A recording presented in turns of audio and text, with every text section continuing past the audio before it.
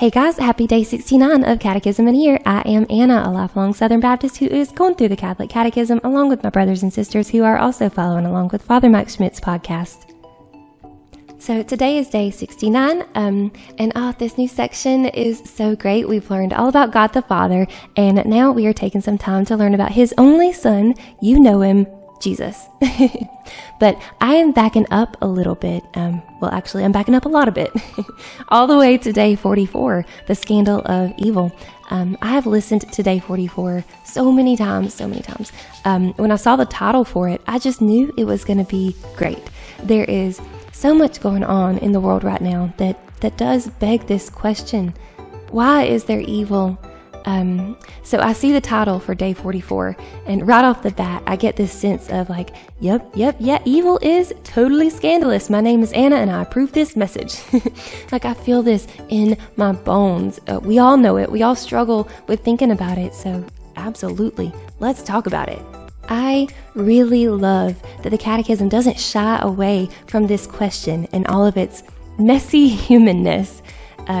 It literally says point blank in paragraph 309, if God, the Father Almighty, the creator of the ordered and good world, cares for all of His creatures, why does evil exist?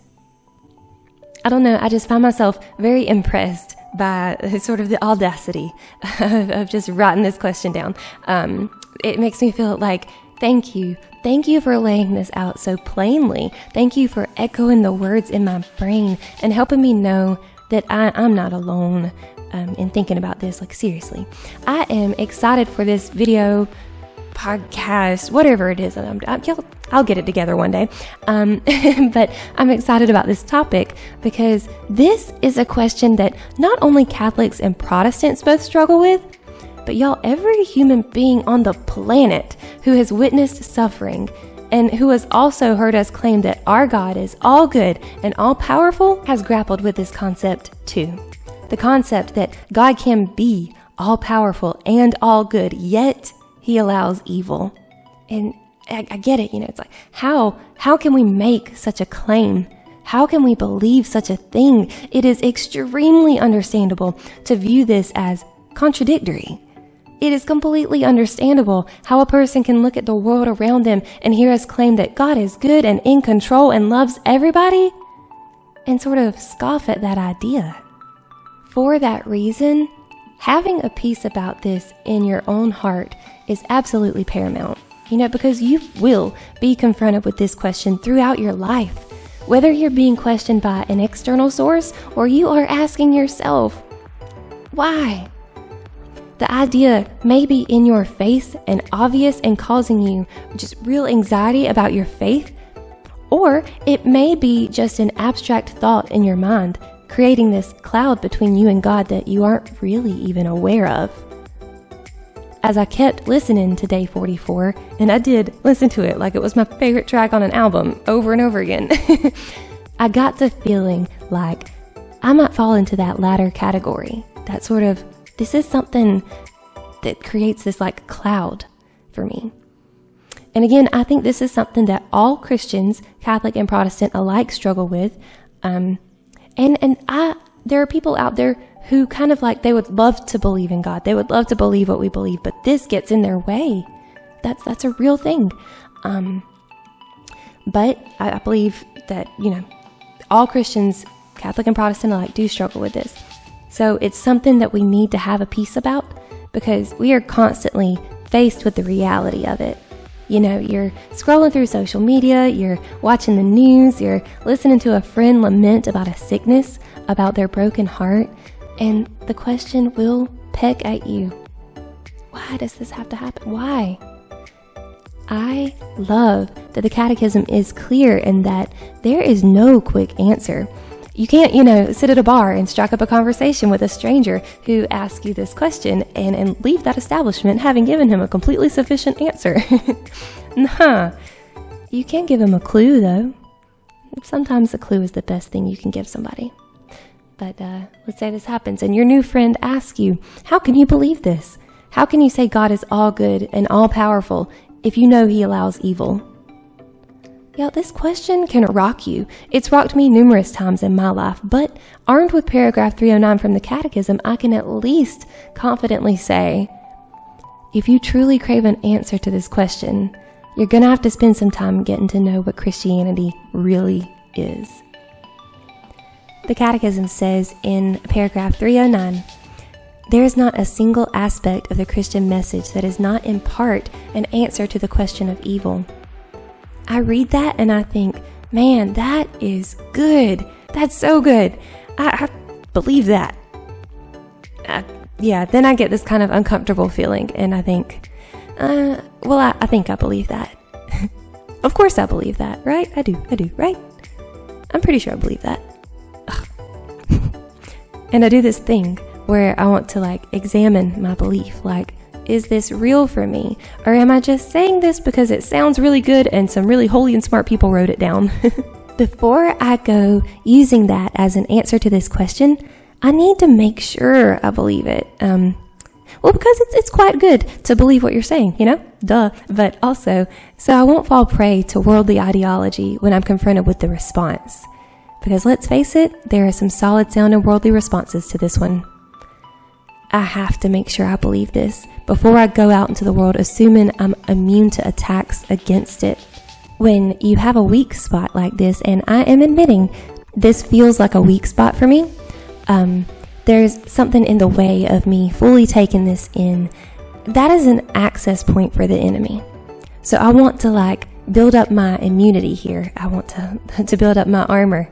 If you have been following along with me, you probably already know that I have a little bit of a habit of asking myself some pretty tough questions. And you've just gotten a glimpse of why in the world I do that kind of thing. I'm just very aware that if I personally don't have a solid foundation in what I believe, that I can be a bit gullible, I can sway, I can really be influenced by evidence as it's presented to me. And that can cause some issues, right? So some of the questions I have asked myself, would I have become a Christian if I hadn't grown up in the Bible Belt? Why are there no denominations in the Bible? Why do I trust the group of people who put the Bible together? This is a similar thing. And apparently, I'm inviting y'all to witness what happens in my brain when I decide to ask myself these questions. So bear with me. Here we go. To kick this off, I just want to make sure I've got my background all set. So I've got a few questions here. Do I believe God is all good? Yes, I do. Do I believe God is all powerful? Do I believe God is all loving? These are obviously important questions because what I'm getting ready to examine is how I reconcile my personal belief that God is all good, all powerful, with the fact that He permits evil. So I've got to know that I do indeed believe that He is all good and all powerful. And I do. When I think about this, about my surety that God is all good and all powerful, I usually think about creation, because God did not have to create anything at all, but He did. And He created a world that I believe is truly, truly beautiful. When I was growing up, Animal Planet was one of my favorite things to watch. I just love animals. And I think about the beauty of things as diverse as an elephant and a butterfly. I will never understand how people can use science to try and prove that this world is here by chance, by accident, by some cosmic event that just happened. No, I do not get that. It doesn't compute to me that a cosmic accident can result in things as beautiful and diverse as a giraffe and a hummingbird. It just, I wrote a poem once, and a line from that poem was, "He paints the wings of butterflies. He puts breath in the lungs of the mightiest beast in the ocean, and He made you too." How can you look at the natural world and not feel the presence of its creator? I'll never get it. What was I talking about? Oh yeah, God is good and powerful. Yep, I believe this. Okay, so how do I reconcile this within myself with the fact that He permits evil? That's what I'm trying to do here. Just see if I have truly done this, or if it's easy for me to do. Am I childlike in my belief of this, or am I fighting something? Some things I do feel like I have that childlike belief in, like Jesus is fully God, Jesus died and rose 3 days later, these things, for whatever reason, there's nothing in the way of me believing them. They're just very natural to me. However, if I'm honest with myself about this topic, when I try to say, yes, God is good even though he permits evil, there's some dissonance there. I can tell that I know it, I believe it intellectually with my mind, but I can feel that there's some like anger or frustration in whatever part of my heart that I'm asking to fully accept this, which doesn't, really impact my knowledge. The knowledge is there. But if I'm not really believing it with all of my heart, how well can I really act on it? I can listen to this episode, day 44, over and over. I can dwell on what I've heard from preachers, leaders, speakers, priests. I can parrot what they've said, but I know this is something I really need to settle for myself. So I'm going to get to it. But this is not an easy thing to do. And when something isn't easy, I need tools to help myself break it down. And one place I turn when I need tools is my guy, C.S. Lewis. Lucky for me, he was on top of this topic, this thought that an all-powerful, all-good God allows evil. That's a weird thing. That's a strange thought. So first, before I can accept it with my heart, I want to understand how this is even logically possible. If you struggle with this personally, or even if you don't, I can't recommend C.S. Lewis's Mere Christianity enough. He takes these complex topics and just makes them make sense. There is a particular chapter, it is Book 2, Chapter 3, The Shocking Alternative, that addresses this paradox. Lewis says, Christians then believe that an evil power has made himself, for the present, the prince of this world. And of course, that raises problems. Is this state of affairs in accordance with God's will or not? If it is, well, he's a strange God. And if it is not, okay, well, how can anything happen contrary to the will of a being with absolute power?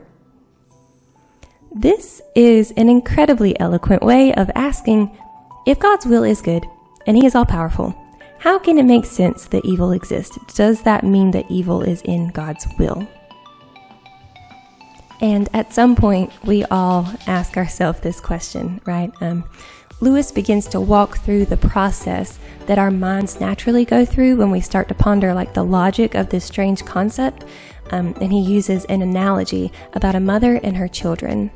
He says, anyone who has been in authority knows how a thing can be in accordance with your will in one way and not in another. It may be quite sensible for a mother to say to her children, I'm not going to go and make you tidy the schoolroom every night. You've got to learn to keep it tidy on your own. Then she goes up one night and finds the teddy bear and the ink and the French grammar all lying in the grate. That is against her will. She would prefer the children to be tidy, but on the other hand, it is her will which has left the children free to be untidy. So that gives us a clue into how the existence of our freedom can be in accordance with God's will, even though the abuse of our free will can result in things that are not willed by God. It is the mother's will that the room be tidy, but it is also her will to have the children free to choose to tidy the room, and their freedom can result in an untidy room. That's not her preference, but she wants her kids to be free. Apparently, this mother values her children's freedom more than she values her preferences. Just let that sink in. I love this simple analogy, but I am going to take it a little bit further. When we use analogies, of course, something we run into is, none of them 100% work. And one thing that's wrong with this analogy is that the mother is obviously not God. She's not all powerful and all good. But we can pretend for a moment that we know that her will in this category is objectively good. She is all good and all loving. So we can objectively somehow know that it is just a good thing to be tidy, and it is loving of her to want this for her children. If it is a good thing to be tidy, being untidy will cause issues for the children sooner or later, just as when, we can treat God's commandments and rules like these things that, God just doesn't want us to have any fun. But we all figure out sooner or later that stepping outside of God's will for us causes issues for us, and the rules are in place for a loving reason. So if it is good to be tidy, being untidy will cause issues for the children sooner or later. Okay, so perhaps as the days go by, the room gets messier, and as the children try to play, they trip over their toys. They begin to learn that if they leave the room in a chaotic state all of the time, they never even know where their favorite toys are. They can't fully enjoy the goodness of it without following their mother's rule. And they begin to see that their mother's will is good. They begin to absorb the concept. And through this learning, journeying process, they begin to freely align themselves with her will because they see it is actually for their good. And so her will becomes theirs. They begin to tidy the room every day because they've learned that it is actually in their own interest to do so. I like this because, how much better is it that the children know in their hearts that their mother's will is good and freely align themselves with her because of that belief than it is for her to be a tyrant with mindless, obedient soldiers for children. As I sort of dwell on this, I feel an appreciation for my freedom. I am very grateful God gave us free will, the ability to freely do good, even if that means I also have the freedom to do bad. Because I like this feeling. I like learning to appreciate God's will rather than having it imposed on me. God could impose goodness on us. Yeah, that's the all-powerful part, right? But that wouldn't be free.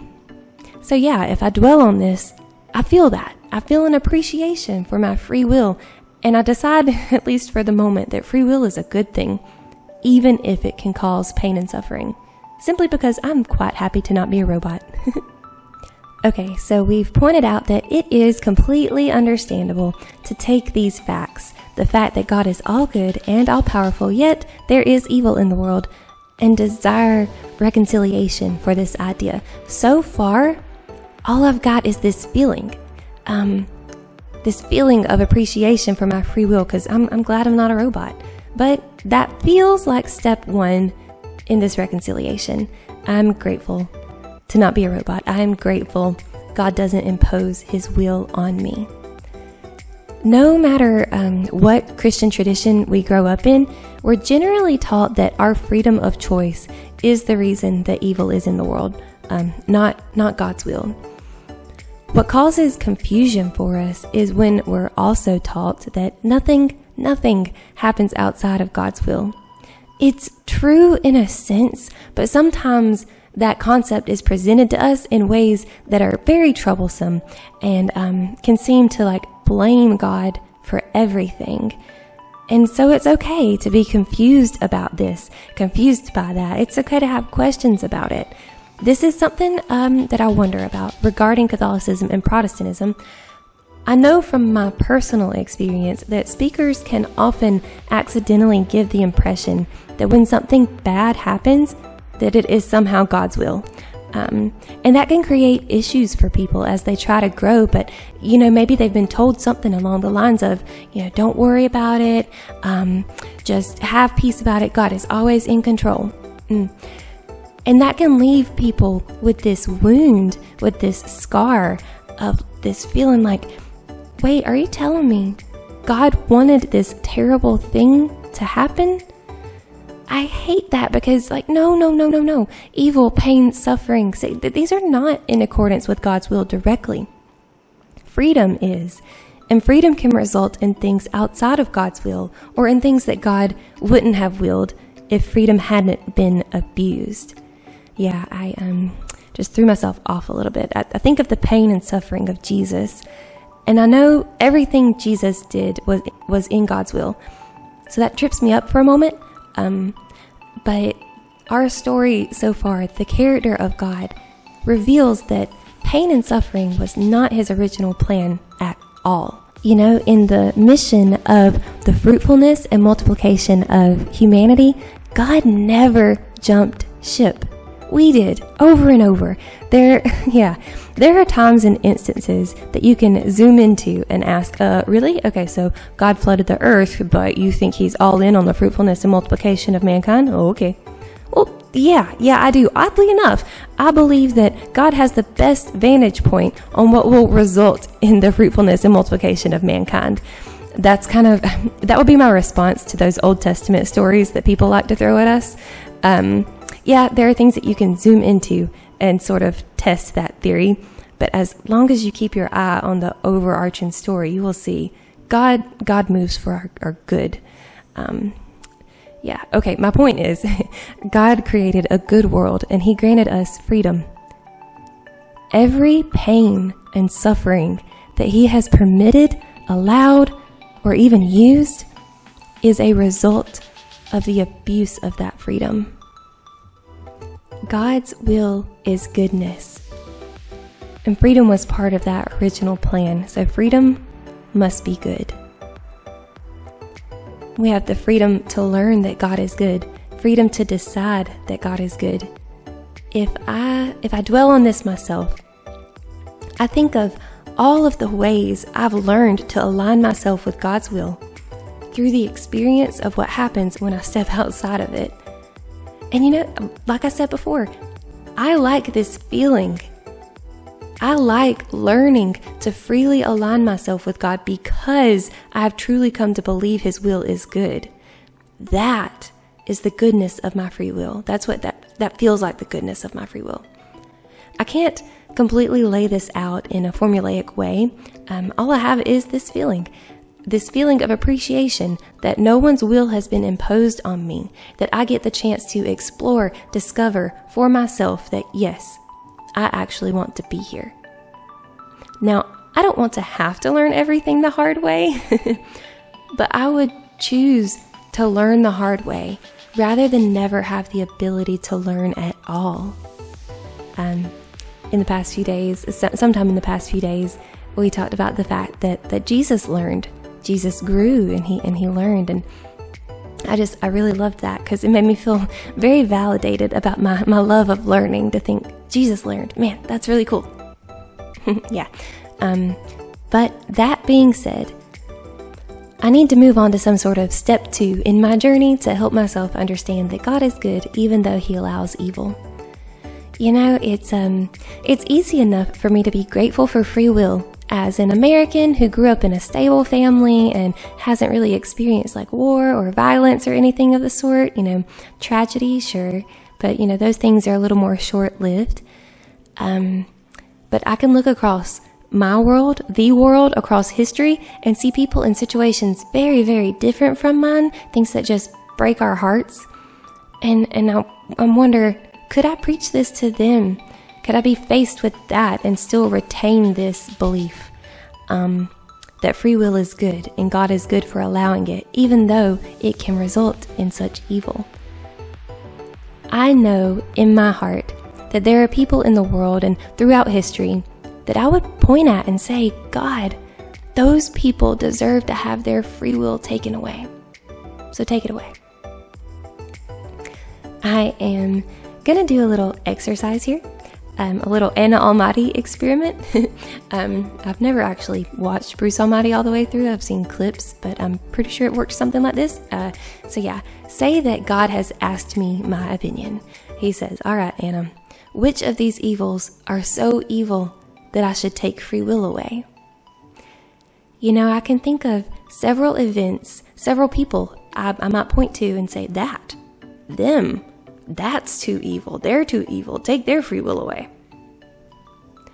But what if God responded to that request with, that's not how it works. If I take free will away, all free will goes away, yours included. This is just, an exercise to help me understand, but because I know that God is fair and just, I feel pretty safe in saying that God probably wouldn't be in the business of picking and choosing who gets free will and who doesn't. But also, we're trying to address this sort of question of why didn't God create a world without evil? But our only experience is a world that does have evil, so it's hard to wrap our minds around. But I'm trying to retroactively understand why God chose why God chose free will over no free will. But yeah, say God tells me that that is how it works. If free will goes away, everyone's free will goes away. Well, then I get to feeling a bit selfish, because I would protect my free will at all cost. It's kind of a difficult feeling to know that I could look at the most horrific scene in history, and given the choice, I would keep freedom intact, even though it is the cause of so much suffering. So now I've got to ask myself the question, am I evil for that? Say that God has somehow given me this choice, and no doubt I want to snatch the cruel dictator's free will away. I do. But I could not do it, knowing that the free will of every person he tortured, every martyr who sacrificed themselves, every nurse that came to aid, every hero that came to help them escape, their free will goes away too. I couldn't do it. Am I evil for that? The reason I don't want to take the possibility of free will away is because of what good things result from it. Love, mercy, charity. Father Mike mentioned this, that we will ask ourselves this question: why couldn't God just make a world without evil? And he said that the ultimate answer is that, well, he could have, but he willed to create creatures who could love. So even though it's an uncomfortable feeling, I don't feel like it is an evil thing for me to desire to keep freedom intact. So I don't think God is evil for it either. I can say that I don't understand why God allows free will to cause evil. But if I get really honest with myself and put myself through this little exercise, I feel like I get a little bit closer to the answer. Because yes, I would take the cruel dictator's free will away in a heartbeat. But not if it meant I'd also have to take yours. Not if it meant I'd also have to relinquish mine. So I'm kind of here. I feel like I'm in this place where my eyes have been opened a little bit, and I feel the weight of like, okay, God, I'm starting to get it. It is absolutely necessary, and it is good that we are free. I get it. I know it. What about the evil that no one chooses? What about sickness? I guess this is step 3. This is a tough one. For me, for everybody, moral evil is the worst because we choose it. But physical evil, the evidence of a broken world, pain, suffering, sickness, death, sometimes that feels worse because we don't choose it. As I was thinking about this, I was reminded of a show that I watched once about a doctor in a small town. She was studying under an older, much wiser doctor, and one day she was lamenting about losing a patient, and she wanted to know the why. Why does any of this have to happen? Why do people get sick? Why do they die? The older doctor, he took a minute and he answered, it's true. It's awful. People get their hearts broken. People experience pain. They get sick and they die. But people are also born. They grow. They learn to ride bikes. They fall in love. They do amazing things. This was just a silly little sitcom, but that moment really stuck with me because it's just so profound. We are so quick to shake our fist at the sky and demand, how could you let this happen when we're faced with tragedy? But we never shake our fist at the sky when something good happens and say, why would you allow such goodness? But truly, it's just as fair of a question. Maybe this is a clue for us, that goodness is natural and evil, pain, and suffering, those things are not. Well, okay, in a broken natural world, it's natural to experience brokenness. But something in our spirit knows better, right? We just know that this is simply not the way it's supposed to be. That can grieve us, but it can also cause us to hope for that better, perfect place. When I think about that, I think about Jesus wept when Lazarus died, even though he knew he is able to bring him back to life. But pain, sickness, suffering, death, it grieves God, because that is not what he wanted. That's not the way it's supposed to be. I want to make a note here that we differ, Catholics and Protestants, on the topic of personal suffering. And because of this episode, I'm learning more about redemptive suffering. If you have any favorite resources you'd like to share on the topic, I would love to check them out.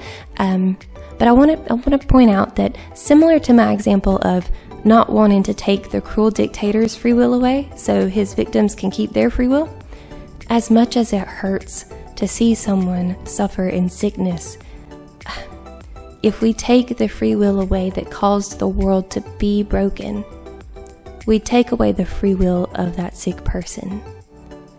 This one hurts, but I'm coming to terms with it.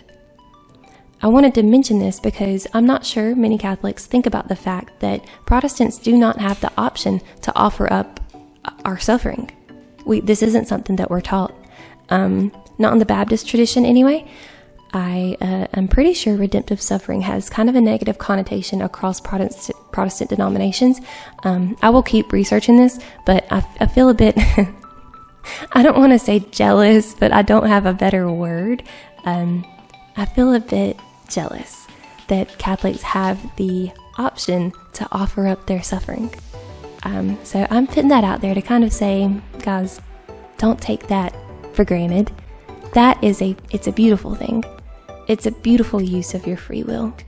Okay, back to my step 3. I feel like I've done about as well as I can, accepting that God is good, even though he permits sickness. You know, it's very difficult to say, but yeah, I believe it, so I'm here. I do believe that God is good, even though he permits evil, pain, suffering, sickness, because I believe it is truly good to be free. But now I have this dilemma. I can't just throw my hands up and walk away from the problem of evil, pain, and suffering that free will has caused. So the conversation continues. God, I can't do it. I can't take free will away. This is such a gift. I love it. Thank you. But I hate this. I hate when I see evil in the world. So what do I do?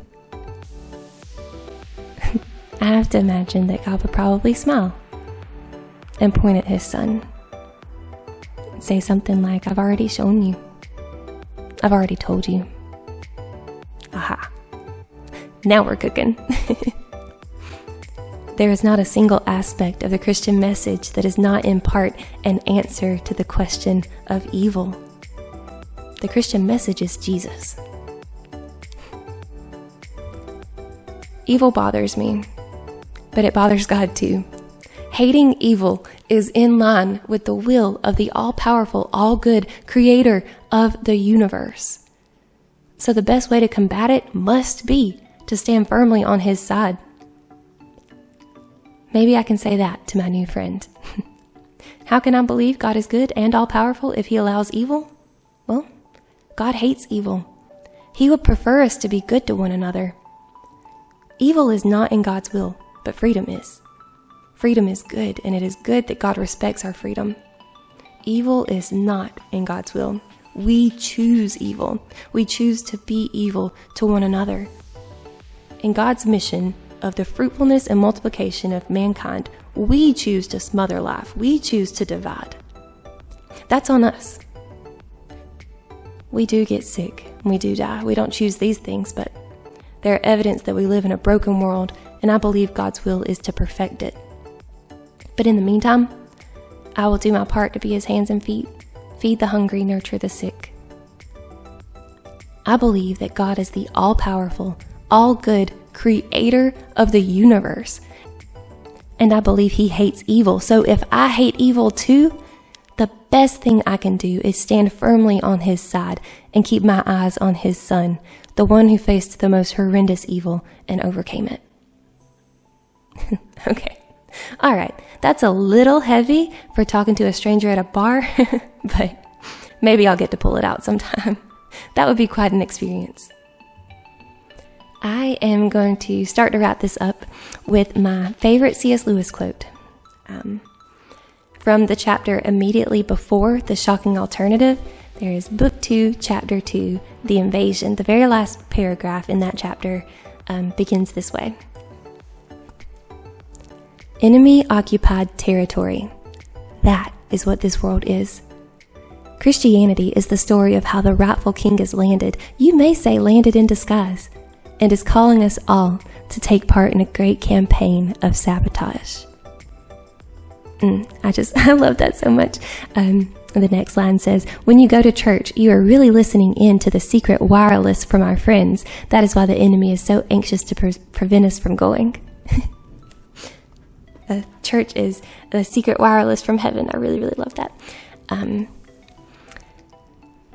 That is my hope, that somehow through the mess of our doctrinal differences, we find a way to join forces in this great campaign of sabotage that we're being called to. Part of the reason that I am here, trying to throw my hat in the ring of interfaith dialogue, is because I hate the evil in the world. I do. And I believe God has given us the answer to it. I believe we need to be able to tell the world, like raise our hand and say, hey, over here, we've got it. We know the answer. No matter what tradition we grew up in or which church we belong to, we need to be able to do that. The world is in an extremely chaotic state.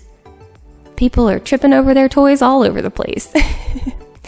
It is our job to be that city on a hill, to keep our rooms tidy and invite people over. We can't and should never force the answer on a person who is searching for it, but we can always do our best to give them a clue, to show them the peace that comes with having the answer. People are looking for peace, for a way to fully enjoy the goodness of life without running into their own chaos. So be that peace. Show them why you have hope. Lead them to the answer. Lead them to Jesus with your life. I'm gonna do a little remix of the Catechism, paragraph 309, and my favorite C.S. Lewis quote. So, here this goes. Enemy-occupied territory. That is what this world is.